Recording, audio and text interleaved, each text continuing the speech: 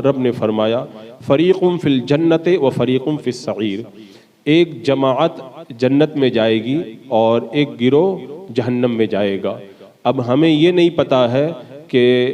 کون جنت میں جائے گا اور کون جہنم میں جائے گا، ہم اپنے بارے میں یہ یقینی طور پر نہیں جانتے۔ اور رب فرماتا ہے هو الذی خلقکم فمنکم کافر ومنکم مؤمن،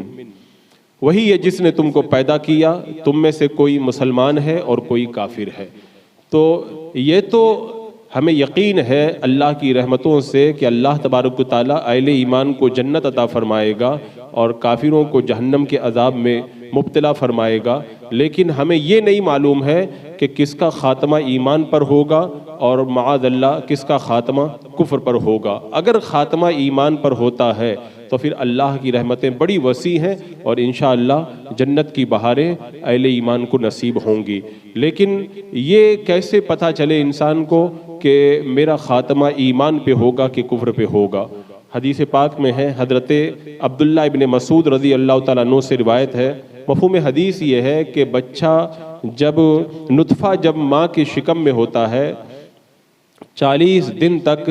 وہ نطفے کی شکل میں رہتا ہے، پھر 40 دن تک بندھا ہوا خون جمع ہوا خون بن جاتا ہے اور پھر 40 دن تک گوشت کا لتڑا بن جاتا ہے۔ یہ 120 دن یعنی پورے جب 4 مہینے ہو جاتے ہیں، اللہ تبارک و تعالیٰ ایک فرشتے کو بھیجتا ہے 4 باتیں لے کر کے۔ وہ فرشتہ اس بچے کی ان 4 باتوں کو اسی وقت لکھ دیتا ہے جب بچہ شکم مادر ماں کے پیٹ میں ہوا کرتا ہے، یعنی بندے کا عمل لکھ دیا جاتا ہے، بندے کا رزق لکھ دیا جاتا ہے، اسی طرح بندے کی مدت حیات کتنے دن دنیا میں رہے گا یہ لکھ دیا جاتا ہے، اور یہ بندہ نیک بخت ہے یا بدبخت یعنی جنتی ہے یا جہنمی یہ لکھ دیا جاتا ہے۔ اور پھر حدیث پاک کا مفہوم یہ ہے کہ بندہ عمل کرتا ہے، عمل کرتے کرتے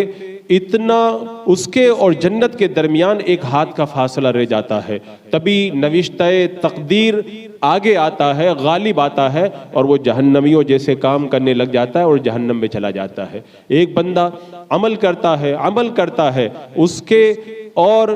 جنت کے بیچ میں صرف جو ہے وہ ایک ہاتھ کا فاصلہ رہ جاتا ہے، تو نوشتہ تقدیر غالب آتا ہے اور وہ جہنمیوں جیسے عمل کرتا ہے تو جہنم میں چلا جاتا ہے، اور ایک بندہ ایسا ہوتا ہے جو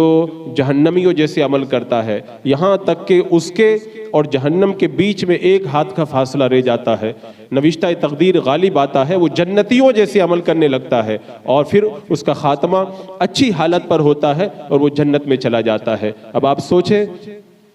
کتنے لوگ نیک ہوتے ہیں، آخری وقت کے اندر معاذ اللہ ان کا خاتمہ برا ہو جاتا ہے، وہ جہنم کے حقدار بن جاتے ہیں، اور کتنے لوگ برے ہوتے ہیں آخری وقت میں وہ نیک بن جاتے ہیں اور جنت میں چلے جاتے ہیں۔